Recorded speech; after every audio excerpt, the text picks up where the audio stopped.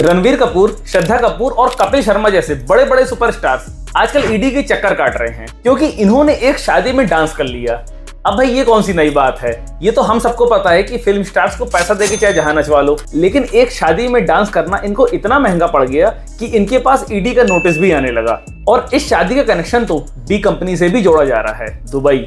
अब आप समझ रहे होंगे कि इसका लेवल क्या है और ये स्कैम हर्षद मेहता स्कैम से भी बड़ा समझ में आ रहा है। इसकी पूरी जानकारी देखेंगे इस वीडियो में। नमस्कार दोस्तों, मैं रोहित जैन आप सबका स्वागत करता हूं अपने YouTube channel rupees with Rohit में। साल था 2022 का और दो साधारण लोग छत्तीसगढ़ में रहते थे और उन्होंने सपना देखा कि मुझे बड़ा आदमी बनना। वैसे तो वो जूस की दुकान और पंचर की दुकान चलाते थे, लेकिन जूस और पंचर की दुकान चलाते चलाते उनके सपने इतने बड़े हो गए कि उन्होंने ये नहीं सोचा कि हम क्या तरीका अपनाएंगे। बस उनके दिमाग में एक चीज थी कि मुझे बड़ा आदमी बनना है, तो उन्होंने बैटिंग शुरू की। अब भाई सट्टेबाजी में तो पैसा कितना है आप सबको पता है, लेकिन उस पर जीतता कौन है ये बहुत कम लोगों को पता है।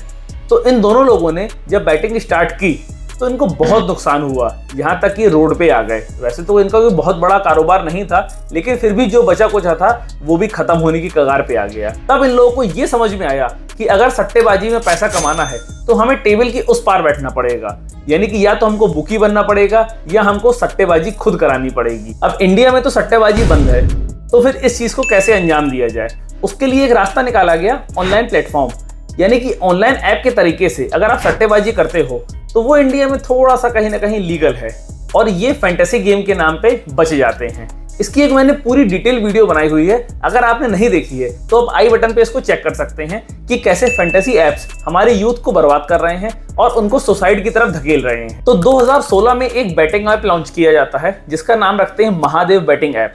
अब इसका नाम महादेव क्यों रखा इसकी जानकारी तो मुझे नहीं है, लेकिन ऐसा माना गया है कि चूंकि महादेव भगवान को पूजा जाता है महादेव के नाम से, इसीलिए शायद उन्होंने ऐसा सोचा होगा कि ये नाम सुन के लोग इस ऐप पे ज्यादा अच्छे से विश्वास करेंगे और हमको ज्यादा से ज्यादा ऑडियंस मिलेगी। अब वैसे जो नॉर्मली सारे बैटिंग ऐप्स होते हैं तो उसमें आपने देखा होगा कि आप डायरेक्ट साइन अप करो, साइन अप करने के बाद आपको उसी ऐप में ही पेमेंट डालने का ऑप्शन रहता है कि आप इसमें इतना पैसा डालिए और आपको कुछ पॉइंट्स मिल जाएंगे जिससे आप उस पर सट्टेबाजी अपने स्टार्ट कर सकते हैं। लेकिन इसमें कुछ खास था।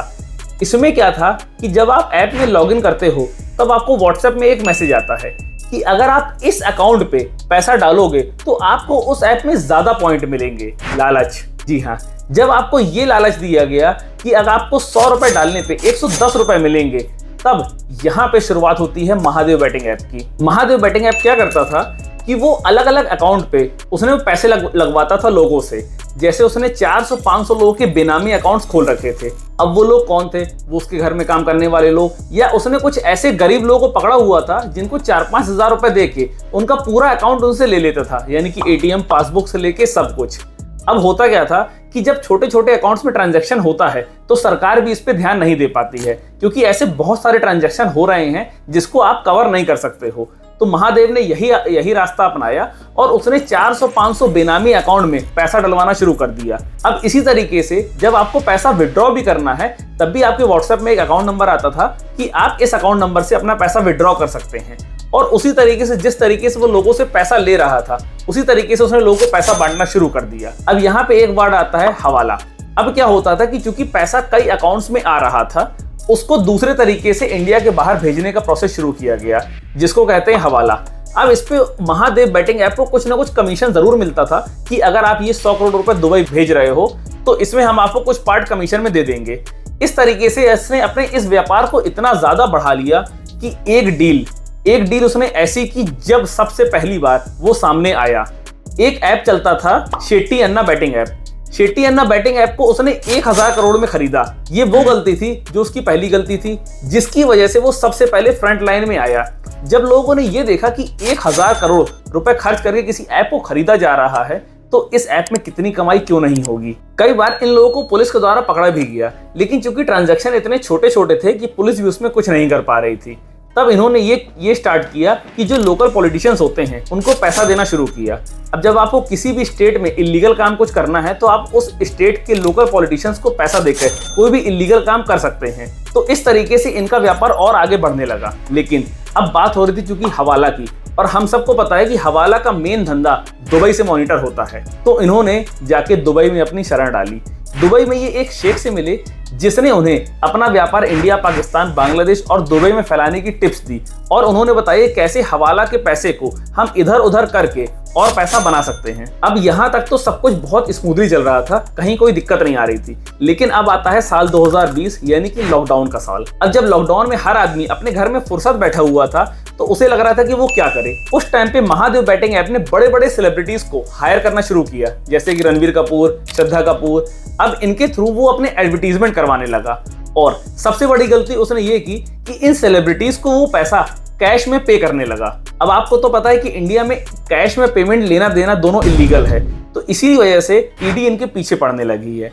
इसके बाद अब जब सौरभ चंद्राकर की शादी होती है तो उस पे ये सुनने पे आता है कि उसने अपने सारे रिलेटिव्स को प्राइवेट जेट से दुबई बुलाया, क्योंकि उसने शादी दुबई में की थी और वहां पर जितने भी फिल्म स्टार्स आए हुए थे उन सबको जो भी पेमेंट की थी अपनी शादी में नाचने के लिए वो कैश में की थी, जिसका अमाउंट लगभग 200 करोड़ रुपए आंका जा रहा है। ये अमाउंट एक्चुअल में कितना है ये तो किसी को नहीं पता है, क्योंकि अगर 200 करोड़ रुपए ऑन पेपर बताया जा रहा है अमाउंट, तो वो मेरे ख्याल से 2000 करोड़ से कम नहीं होगा।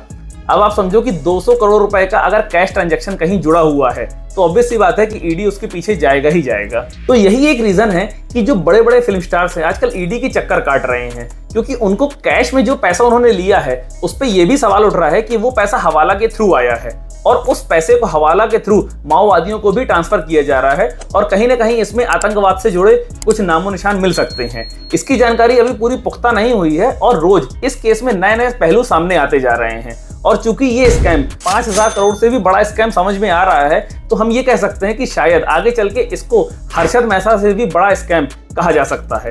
तो आपको क्या लगता है कि देश में ऐसे बैटिंग एप्स को हमको अभी भी लीगलाइज करना चाहिए? क्योंकि ड्रीम 11, MPL 11 इस तरह के बहुत सारे ऐप्स हैं जो आज भी हमारी जनता को बरगला रहे हैं और उनको सुसाइड की तरफ धकेल रहे हैं। तो अगर आप भी इस चीज को रोकना चाहते हो तो आप मुझे कमेंट बॉक्स में सिर्फ इतना बोल देना #BanFantasy। ये चीज मैंने लास्ट वीडियो में भी की थी जिसपे बहुत लोगों का अच्छा रिस्पॉन्स आया है और हम इस चीज को मिल के साथ में लड़ सकते हैं। जय हिंद, जय फाइनेंस।